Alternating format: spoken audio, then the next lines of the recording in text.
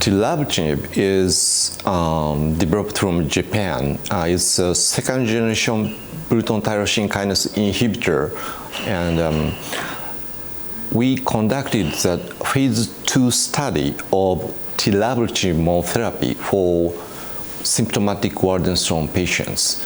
And 27 patients enrolled the study, and with a median follow-up duration of 2 years, the major response rate was 93%, and 2-year progression-free survival was 92%, and overall survival is 100%. So regarding toxicity, it's very safe, and as for hypertension, bleeding tendency, and arrhythmia, it's very limited. On the other hand,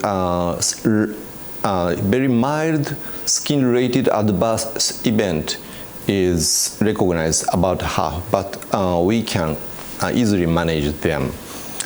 And as for the Tirabrutinib for Bing-Neel syndrome, it's a very interesting topic for now, and we have many case reports treated by Tirabrutinib for Bing-Neel syndrome, and the penetration rate of the Tirabrutinib into the blood-brain barrier is very high,